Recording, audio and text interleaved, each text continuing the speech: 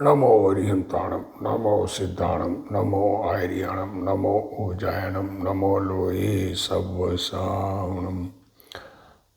मंगलम भगवान वीरो, मंगलम गौतमो गणी, मंगलम कुंद कुंदार्यो, जैन धर्मोस्तु मंगलम। सर्वमंगल मांगल्यम सर्वकल्याणकारकम, प्रधानम सर्वधर्माणम, जैनम जयतु शासनम। नमो तीर्थनायक ने, नमो ओंकार नाद ने, ओंकार संगर्यो जैने, नम कुंद कुंद ने। अहो उपकार जिन वर्णो, कुंदनो धनि दिव्यनो, जिन कुंद धनि आप्या, अहो ते गुरु कहाननो। मंगलमय मंगल करण, वीतराग विज्ञान, नमो ताहि जाते भय अरहंतादि महान। करि मंगल करियो महा, ग्रंथ करण के काज, जाते मिले समाज सब, पावे निज पद राज। मिथ्या भाव अभाव ते, जो प्रगटे निज भाव, सो जयवंत रहो सदा, यही मोक्ष उपाव। सो निज भाव सदा सुखद, अपनो करो प्रकाश, जो बहुविधि भव दुखन के, करिए सत्यानाश। मोक्ष मार्ग प्रकाशक ग्रंथ पूज्य गुरुदेव श्रीकांत जी स्वामी के प्रवचन, भाग 3, पेज 541। प्रवचन सार में जो व्यवहार भाषी का वर्णन है, उस पर गुरुदेव श्री के प्रवचन का अंश थोड़ा सा दिया है, व्यवहार भाषी संबंधी, और आगे नीचे भाषी संबंधी भी देंगे। देखो क्या कह रहे हैं। सहज पाप लगने पर सरलता से प्रायश्चित ले। देखो व्यवहार भाषी क्या है, पाप लगे तो सरलता से प्रायश्चित ले। देव गुरु की सेवा विनय करे, शरीर से उदासीनता रखे, स्वाध्याय करे, शुभ विकल्पों रूप ध्यान करे, ऐसे शुभ भाव करे और उस राग को ही मोक्ष का कारण माने। बस मेन प्रॉब्लम कहाँ आई कि जो राग है, मंद कसाय के परिणाम है, उसको मोक्ष मार्ग मानता है। चैतन्य स्वभाव को नहीं जाने तो व्यवहार मूढ़ मिथ्या दृष्टि है। राग को मोक्ष मार्ग माने, राग करने लायक माने, राग मेरे द्वारा किया गया है, ऐसी मान्यता, क्योंकि अपने चैतन्य स्वभाव को पहचाना नहीं है, इसलिए व्यवहार मूढ़ है। स्वभाव की दृष्टि रहित, स्वभाव की दृष्टि करे नहीं, करने का प्रयत्न नहीं, और अकेले शास्त्र सन्मुखता की बुद्धि भी कलंकित बुद्धि है। लोग क्या कह रहे हैं, जो स्वभाव को तो पढ़ता नहीं, अपना स्वभाव तो पढ़ता नहीं, और मात्र शास्त्र पढ़कर कल्याण मानता है, वह जीव भी बहिर्मुख बुद्धि वाला है। चैतन्य स्वभाव की रुचि नहीं करे और राग की रुचि करके उसको धर्म मान ले, उस जीव को चैतन्य का ध्यान नहीं होता। वह शुभ विकल्प करके उसको ध्यान मानता है। शुभ भाव, एकांत में बैठकर जिनवाणी का चिंतन, आत्मा संबंधी चिंतन, वो शुभ भाव है, उसको मानता है ध्यान, परंतु वह वास्तविक ध्यान नहीं है। श्रीमद् राजचंद्र जी ने भी कहा है, गम पड़े बिना आगम अनर्थकारक हो जाता है। अंदर में राग का दुख न लगे तो आगम से कार्य नहीं होता है। सत्संग बिना ध्यान तरंग रूप हो जाता है। सत्संग नहीं हो, सच्चे गुरु की संगत न मिले और ध्यान करे तो वो एक तरंग है अंदर में। संत बिना अंत की बात का अंत नहीं पाता। संत नहीं हो सामने तो अंत किससे होगा, भव का अंत, उसका अंत मिलेगा ही नहीं। लोक संज्ञा से लोकाग्र में नहीं जाया जाता। दुनिया को देखा देखी, दुनिया को दिखाने के लिए लोक संज्ञा, दिखाने के लिए दुनिया के देखा देखी, लोक संज्ञा मीन्स देखा देखी, दिखाने के लिए, और ओग संज्ञा मीन्स देखा देखी। तो ये लोक संज्ञा से लोकाग्र में नहीं जाया जाता। ज्ञानार्णव आदि ग्रंथों में व्यवहार धर्म ध्यान का वर्णन अनेक प्रकार से आता है। ज्ञानार्णव आदि ग्रंथ है, उनमें इस व्यवहार धर्म ध्यान की बातें हैं, शुभ भाव की बातें हैं। अब उसको धर्म ध्यान मान ले तो सच्चा धर्म प्राप्त नहीं होगा, परंतु वह शुभ राग है। चैतन्य के ध्यान पूर्वक ऐसा शुभ विकल्प होता है। देखो, आत्मा का अनुभव किए हुए को बचे हुए राग में ऐसा शुभ भाव होता है, उसको व्यवहार से धर्म ध्यान कह दिया है। जो आत्मा के अनुभवी है उनके मंद राग के परिणाम को भी व्यवहार से धर्म ध्यान कहते हैं। परंतु जिसको अभी चैतन्य का भान भी नहीं, अपना चैतन्य स्वभाव, ज्ञाता स्वभाव, ज्ञायक भगवान आत्मा, इसका जिसको ध्यान भी नहीं, भान भी, समझ भी नहीं, और बाहर के क्रियाकांड के राग से धर्म मानता, बाहर में कुछ करेंगे तो धर्म होगा, दया करे, दान करे, व्रत करे, तप करे, भक्ति करे, उसके तो निश्चय ध्यान ही नहीं होता। और निश्चय धर्म ध्यान के बिना शुभ राग को व्यवहार धर्म ध्यान भी नहीं कहा जाता। देखो, निश्चय धर्म ध्यान नहीं है तो शुभ भाव को व्यवहार से धर्म ध्यान भी नहीं कहा जाता। जो आत्म स्वभाव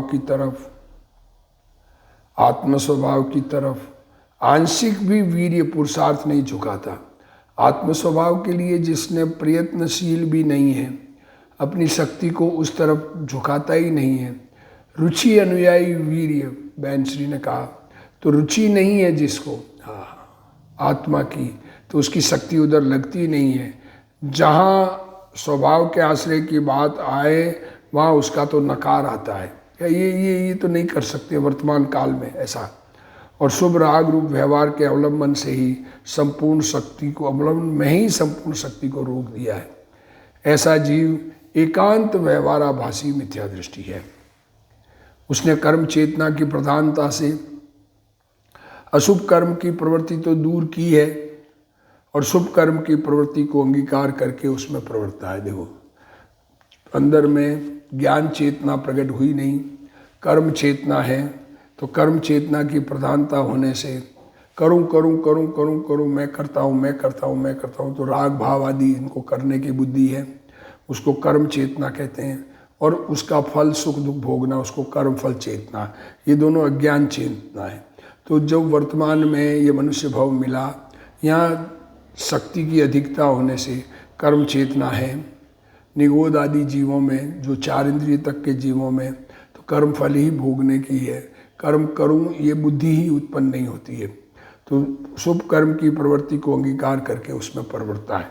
परंतु कर्म चेतना रहित शुद्ध ज्ञान चेतना क्या है, देखो, ज्ञान चेतना क्या है इसे नहीं जानता। वह जीव क्रियाकांड के आडंबर से गर्वित है। देखो क्या करें, कई क्रिया जड़ थई रहा, श्रीमद जी कहते हैं, कई क्रिया जड़ थई रहा, शुष्क ज्ञान माँ कई, माने मार्ग मोक्ष नो करुणा उपजे जोई। इसको क्रिया जड़ को कहा, बाह्य क्रिया में राचता, अंतर भेद न काई, ज्ञान मार्ग निषेधता, तेह क्रिया जड़ आई। तो ज्ञान मार्ग का निषेध करता है, अपने चैतन्य स्वभाव को पहचानने का प्रयत्न ही नहीं है। परंतु सम्यक दर्शन ज्ञान चारित्र से गर्भित ऐसी शुद्ध ज्ञान चेतना को वह किसी काल में प्राप्त नहीं करता। ऐसे जीव को क्या होता है कि बहुत पुण्याचरण के भार से गर्भित, दया दान व्रत भक्ति तप त्याग आदि काम का उसका भार बोझा ढोता है, चित्तवृत्ति को वह धारण करता है। वह शुभ भाव में खेद खिन्न, शुभ भाव करने में लगा रहता है, अरे ये अशुभ करूँगा तो नरक में चला जाऊँगा, शुभ भाव से स्वर्ग में जाऊँगा, इसलिए शुभ भाव के लिए खेद खिन्न होता है, आकुल व्याकुल रहता है। ऐसे जीवों के लिए कहा है कि श्रीमद जी ने कहा है, 100 साधन बार अनंत ध्रया, रहियो न कोई उपाय, सत साधन समझो नहीं, वहाँ बंधन क्या जाए।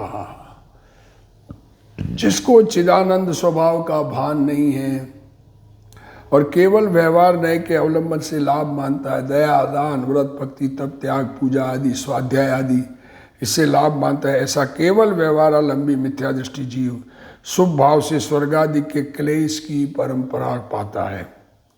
अज्ञानी को स्वर्ग में भी क्लेश है। आत्मज्ञान रहित कितनी अनुकूलता आवे तो भी क्लेश है। अभी पुण्य करके स्वर्ग में जाऊंगा और वहाँ से भगवान के पास जाकर सम्यक दर्शन प्राप्त करूंगा। इस प्रकार जो जीव वर्तमान में राग की रुचि करता है वह मिथ्या दृष्टि है। अज्ञानी को ज्ञान कला का भान नहीं है। हा। अज्ञानी जीव परम ज्ञान कला के अभाव से बहुत काल पर्यंत संसार में परिभ्रमण करता है। देखो, ज्ञानी को ज्ञान कला जागृत है, उनको राग की रुचि नहीं होती, वे सहज वैरागी है।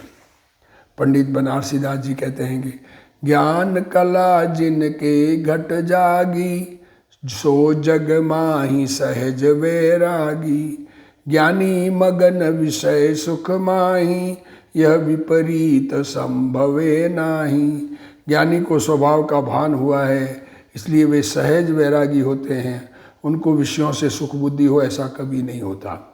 ज्ञानी को विषय लाभदायक दिखते हों ऐसा कभी होता ही नहीं।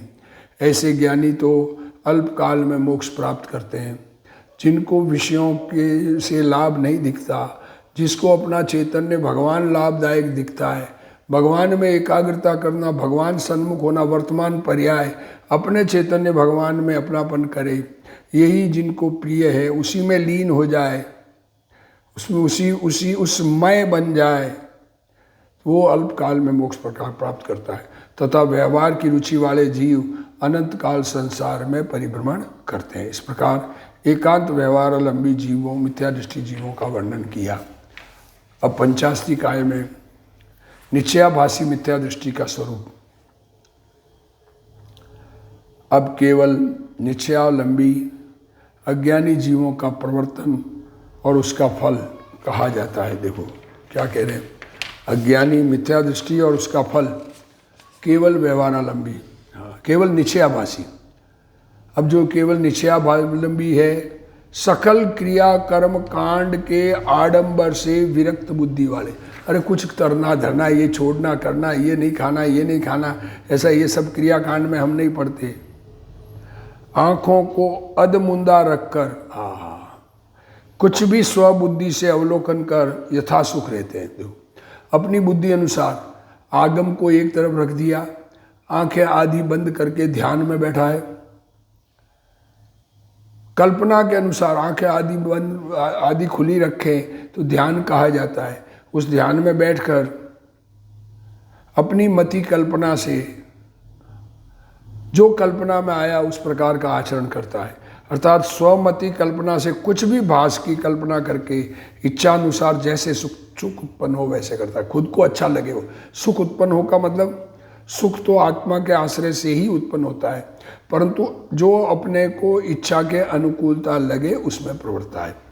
वे वास्तव में भिन्न साध्य साधन भाव को तिरस्कारते हुए, भिन्न साध्य भाव, साध्य अलग और साधक अलग, अभिन्न साध्य साधन भाव को उपलब्ध न करते हुए, देखो भिन्न साध्य साधन भाव का तो तिरस्कार किया, मतलब व्यवहार का तो निषेध किया, और अभिन्न चैतन्य भगवान आत्मा को देखा ही नहीं, अनुभव नहीं किया।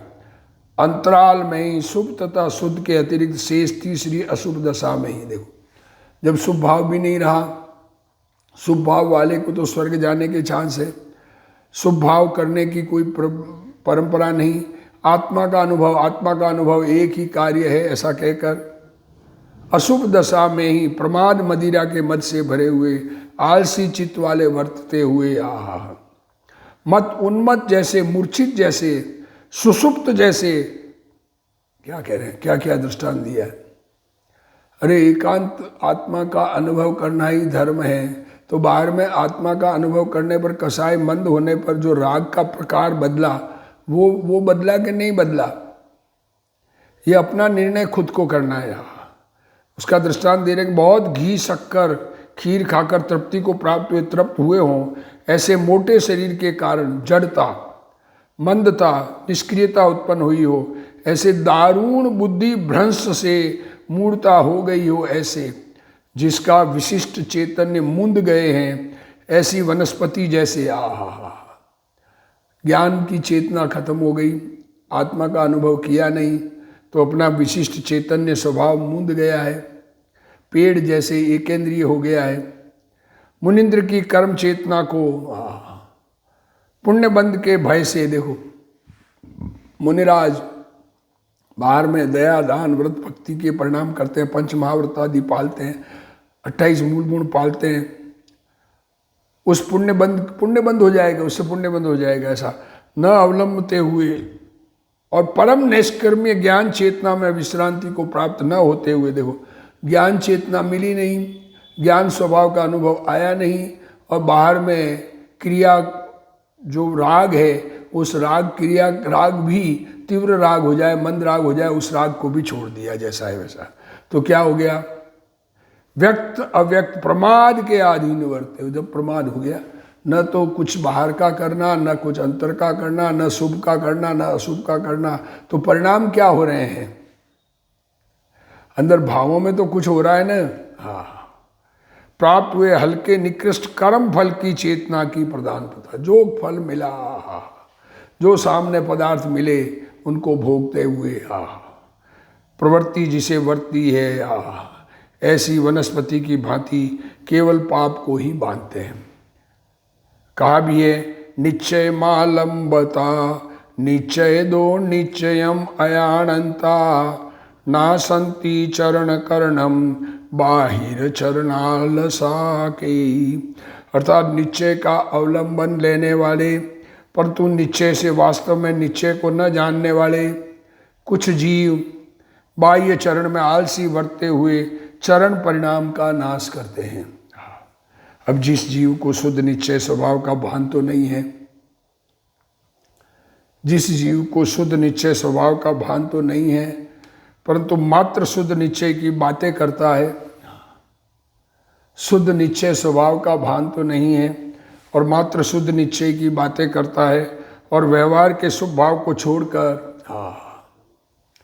स्वच्छंदता का सेवन करता है, ऐसे एकांत निश्चयाभासी जीव की बात करते हैं। स्वच्छंद रूप से शुद्ध स्वभाव की श्रद्धा व ज्ञान होने के पश्चात उसमें पूर्ण लीनता न हो, वहाँ तक साधक दशा में गणधर देव को भी शुभ राग आता है। आत्मा का अनुभव होने के बाद बचा हुआ राग रहता है, अनुभव होते ही वीतराग नहीं हुआ जाता, तो गणधर को भी शुभ भाव आता है। जो जीव उस व्यवहार को नहीं मानता, जिसे उसका भी ज्ञान नहीं करना है, उसको स्वीकार नहीं करता, भूमिका अनुसार गुणस्थानानुसार कौन सा भाव होता है, कैसा राग घटता है, उसका विवेक नहीं करता।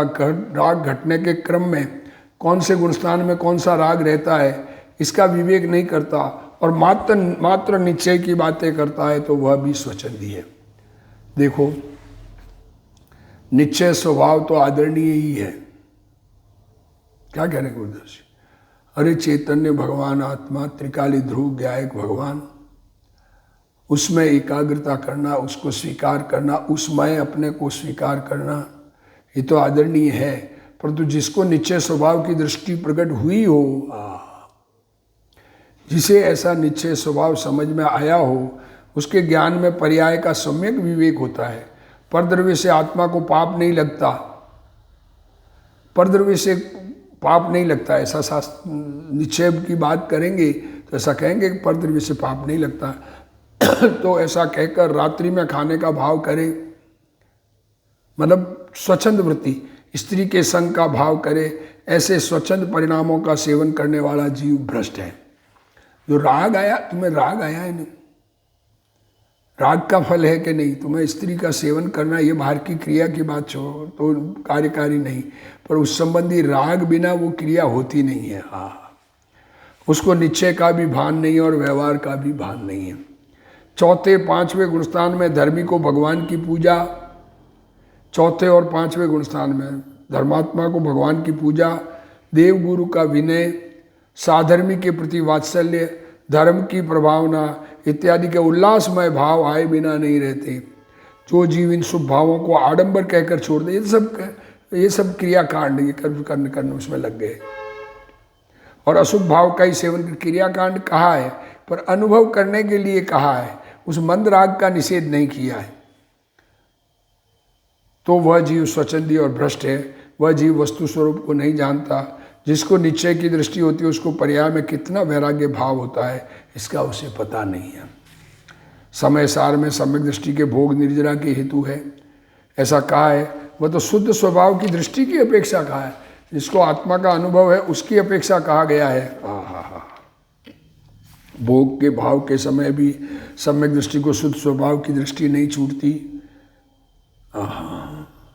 चक्रवर्ती को 96,000 स्त्रियों का भोग, उस समय भी स्वभाव की दृष्टि नहीं छूटती।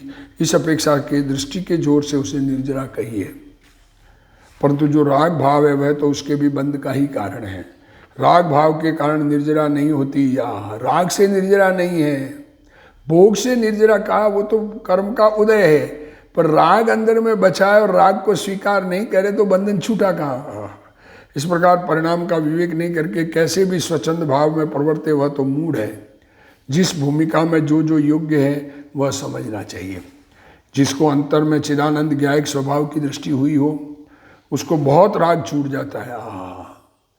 आत्मा के अनुभवी को राग का बहुत अभाव हो जाता है और राग के निमित्तों की ओर का झुकाव भी छूट जाता है। अज्ञानी स्वभाव का भान भी नहीं करता और जैसी पर्याय होने वाली होगी वैसी पर्याय कर्मबद्ध होगी ऐसा कहकर व्रतादि के परिणामों से उदासीन होकर तीव्र कषाय भाव का सेवन करता है। क्या कह रहे हैं? व्रतादि के परिणामों से उदासीन होकर तीव्र कषाय भाव करता है। होना है सो होगा ऐसा विचार कर। जो कुदेवादि को माने और सच्चे देवादि के प्रति प्रेम होना नहीं माने वह जीव तो मिथ्या दृष्टि। कुदेव को मानने वाले तो मिथ्या दृष्टि है। जो देवी देवता दहाड़ी वगैरह को माने उनसे लाभ माने वो तो मिथ्या दृष्टि है। अपने परिवार की अपेक्षा भी धर्मी जीव को साधर्मी के प्रति अधिक प्रेम आता है। देखो अपने बच्चे स्त्री पुत्र से भी साधर्मी के प्रति प्रेम वात्सल्य अधिक होता है। जिसको देव गुरु के प्रति प्रेम नहीं आता, साधर्मी के प्रति प्रेम नहीं आता और विषय कसाय के पाप परिणामों का सेवन करता है ऐसा जीव तो भ्रष्ट है। देखो बीच में शुभ राग पूजा भक्ति आदि व्यवहार आता है परंतु मोक्ष मार्ग तो निश्चय स्वभाव के श्रद्धा ज्ञान चारित्र रूप वितराग भाव। ये देखो ये शुभ राग आता है, ये आता है उसको स्वीकार नहीं करे उसको कह रहे निश्चयाभासी। उसके आए ही नहीं तो इसका मतलब आत्मा का अनुभव नहीं हुआ। आत्मा अनुभव बगैर का अपने आप को अनुभवी मान ले तो निश्चयाभासी है। देखो भूमिका अनुसार आने वाले शुभ राग रूप व्यवहार को ज्ञानी जानता है परंतु उस राग को मोक्ष मार्ग नहीं मानता। बीच में व्यवहार आता है, यदि उसे मोक्ष का कारण मानो तो ही व्यवहार का माना कहा जाए ऐसा नहीं है। व्यवहार से निश्चय होना मानने वाला व्यवहाराभासी मिथ्या दृष्टि है और शुभ राग मोक्ष मार्ग नहीं है। इसलिए शुभ का विकल्प छोड़कर अशुभ राग करे, मध्य मांस आदि खाने के भाव करे। शुभ छोड़कर अशुभ राग खाओ, कुछ भी खाओ मर्जी आवे जो। हमारे तो सामने आया वो खा लेते हैं। अरे तुम्हें क्या खबर ही नहीं है राग की। और निश्चय की दृष्टि है ऐसा कहे तो वह एकांत निश्चयाभासी मिथ्या दृष्टि है। मध्य मांस के भक्षण की वृत्ति तो महापाप है, धर्मी की ऐसी वृत्ति नहीं होती। पुरुषार्थ सिद्ध उपाय गाथा चिमुद्र में कहा कि जो पुरुष दुखदायक दुस्तर और पापों के स्थान रूपी इन 8 पदार्थों को छोड़कर निर्मल बुद्धि वाला होता है वही जिन धर्म के उपदेश के सुनने का पात्र बनता है। मध्य मांस मधु और 5 उदंबर फल ये 8 पदार्थ हैं। जिसको मांस भक्षणादि का भाव होता है वह जीव तो उपदेश सुनने का भी पात्र नहीं है। तो फिर सम्यक दृष्टि जीव को मांस भक्षण का होगा कैसे? मांस भक्षण आदि होने वाला वो तो उपदेश सुनने का भी पात्र नहीं है, ऐसा पुरुषार्थ सिद्ध उपाय में कहा है। नामधारी जैन को भी मांस आदि का भोजन नहीं होता। जिसको स्वभाव की रुचि हो ऐसे जीव को मांस आदि भक्षण का तीव्र राग भाव होता ही नहीं। इस प्रकार का तीव्र राग भाव तो सहज ही छूट जाता है। कोई कहे कि स्वभाव की रुचि रखना मांस आदि भक्षण में कोई बाधा नहीं। देखो स्वभाव की रुचि रखना, बाकी खाने में जो आया खा लिया, सामने पड़ा पात्रे पड़ा पचकाण ऐसा, तो वह जीव निश्चय व्यवहार मोक्ष मार्ग को जाने बिना बक रहा है। सम्यक ज्ञान हमारे तो जो थाली में आया खा लेते हैं, ये कोई बात नहीं है। सम्यक ज्ञानी को भूमिका का सब प्रकार का विवेक सहज होता है। निश्चय व्यवहार दोनों का यथार्थ ज्ञान होना चाहिए।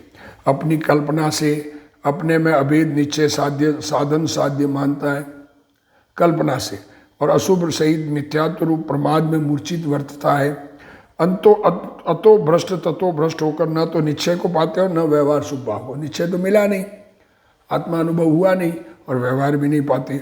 उनको मोक्ष मार्ग के पर्याय का तथा राग का विवेक नहीं है, सत्शास्त्र का स्वाध्याय नहीं है, सत समागम नहीं है, सच्चे देव शास्त्र गुरु का विनय नहीं है, स्वतंत्रता से मूड होकर प्रमाद रूपी मदिरा में मस्त रहते हैं और कहते हैं कि शुद्ध उपयोग में है, परंतु गणधर देव को भी निर्विकल्प दशा अधिक काल तक नहीं रहती। तो तुझे मुझे कैसे होगी ये विचार नहीं करता। जैसे कोई बहुत घी शक्कर दूध आदि गरिष्ठ पदार्थ खाकर मूर्छित आलसी जड़ समान होकर रहता है, उसी प्रकार शुष्क ज्ञानी गायक की जागृति के बिना मूढ़ता में आनंद मानकर सत साधनों का निषेध करके मूढ़ होकर प्रमाद में रहता है। सप्ताह स्वर में आता है कि जैसे किसी स्त्री का पति दीर्घ काल से प्रदेश गया हो और उसके कोई समाचार नहीं मिलने से किसी पुरुष की सेवा करती है और उसका सम्मान करती है, उसकी तन मन धन द्रव्य क्षेत्र काल कषाय द्वारा सेवा करती है। कभी भाग्य योग से उसका सच्चा पति मिले और उस पुरुष की अपेक्षा पति के प्रति अधिक पने वर्तन नहीं करे तो वह स्त्री उल्टा है। देखो क्या कहा, अभी कोई बाहर चला गया पति प्रदेश पर रहा, अब कोई पुरुष दूसरा उसको कमा के लाके कोई खिलाता है तो उसकी सेवा आदि करती है, पर वापस मिलने पर पति के प्रति अधिक प्रेम नहीं हो तो खुलटा है। इसी प्रकार धर्मी को सच्चे देवादि के संबंध में होना चाहिए। निचली भूमिका में शुभ राग होता है, परंतु उससे धर्म मानने वाला निश्चय से भ्रष्ट है तथा निश्चय वीतराग दृष्टि और स्वरूप स्थिरता बिना कथन मात्र निश्चय वाला पुरुष प्रमाद में संतोष मानता है, वह दोनों निगोद वनस्पति होने वाला है। मिथ्यात्व अवस्था में तरस पर्याय का काल अधिकतम 2 सागर का है। मिथ्यात्व रहा तो अधिकतम 2000 सागर, मिथ्यात्व दशा होगी तो 2000 सागर अधिकतम तरस में रहेंगे। अज्ञानी कभी पुण्य करे तो साता वेदनी की 15 कोड़ी सागर की उत्कृष्ट स्थिति बांधता है। पुण्य हो तो इतनी उत्कृष्ट बनती, परंतु वह उसे भोग नहीं सकता, कारण कि मिथ्यात्व का जोर है, वो तो पाप हो जाएगा, बदल जाएगा, इसलिए वह उस स्थिति को तोड़कर अशुभ के बल से निगोद में ही जाएगा। जबकि समकिति को अंत कोड़ी से अधिक कर्म की स्थिति नहीं बनती।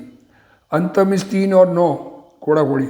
ज्ञानी के शुभ पुण्य का अनुभाग अधिक होता है, परंतु स्थिति जो कि संसार है वह लंबी नहीं होती। देखो, शुभ पुण्य का फल देने का सामर्थ्य अधिक है, पर लंबी स्थिति का पुण्य नहीं बनता।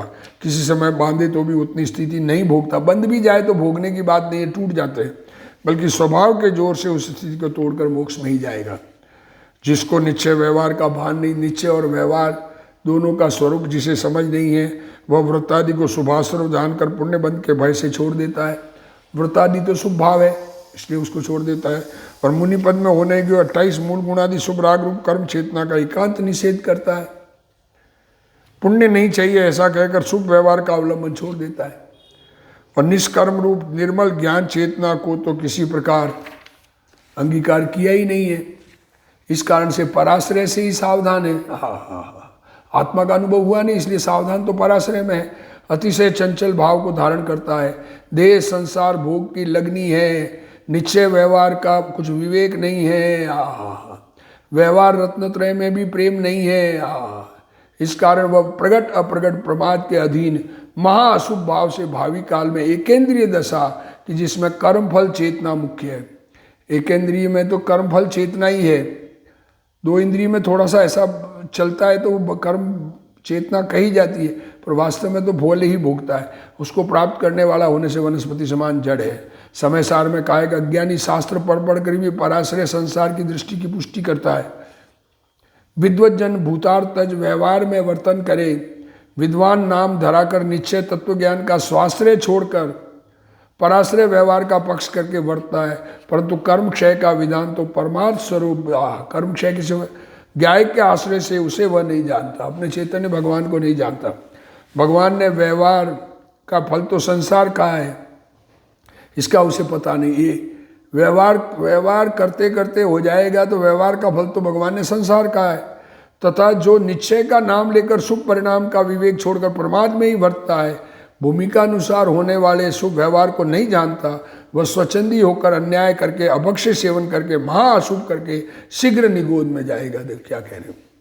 सच्चे देव गुरु धर्म साधर्मिक के प्रति प्रेम पूजा भक्ति अनुमोदना नहीं करता, वह केवल पाप ही मांगता है। जो कोई निश्चय की रुचि और ज्ञान नहीं करता, निश्चय का विषय क्या है और निश्चय का विषय करने वाला कैसा है, त्रिकाल है या वर्तमान, निश्चय क्या है, त्रिकाल है या वर्तमान है, निश्चय की रुचि करने वाला, विषय करने वाला कौन कैसा व्यक्ति होता है ये भी नहीं जानता। और निश्चय नहीं तो श्रुत ज्ञान की पर्याय होने से वर्तमान है, श्रुत ज्ञान की पर्याय निश्चय नए तथा उसका विषय त्रिकाल है, निश्चय नए पर्याय है और उसका विषय त्रिकाली है, उसका अंतरंग साधन त्रिकाल शुद्ध कारण परमात्मा स्वभाव है, उसका फल वीतरागी अविनाशी शांति है। इसका भान नहीं है, सच्चे देवादिक की विनय, नव तत्व, 6 द्रव्यों का ज्ञान नहीं करता, सब छोड़ दिया, साधन छोड़ दिया, जो व्यवहार कार्य है उसको छोड़ दिया। सच्चे गुरु के विनय करके की पात्रता नहीं लाता और कहता है कि आत्मा ही आत्मा का गुरु है, अंदर से ज्ञान हो जाएगा, अंदर से ज्ञान तो अंदर से आएगा, परंतु सच्चे ज्ञान में कौन ज्ञानी निमित्त रूप थे इसका विवेक नहीं है, वह मूढ़ है। जिसको स्वपर प्रकाशक सम्यक ज्ञान होता है तो सत का सत निमित्त कौन हो यह जानता ही है और स्वसम्मुख वीतरागी दृष्टि की मुख्यता होती है। इस प्रकार निश्चय व्यवहार की संधि वाले को मोक्ष मार्ग होता है। जो निश्चय और व्यवहार की संधि क्या है कि अपना आत्मा का त्रिकाली ध्रुव भगवान, आत्मा का चैतन्य भगवान को स्वीकार करके जानकर नव तत्व के पीछे पड़ा हुआ चैतन्य भगवान, इसको जानकर उसमें वर्तमान पर्याय एकाग्र हो, उसमें अपनापन करे और फिर बचे हुए राग को जाने। ऐसा निश्चय व्यवहार का स्वरूप जान उचित संधि को जानकर मोक्ष मार्ग होता है।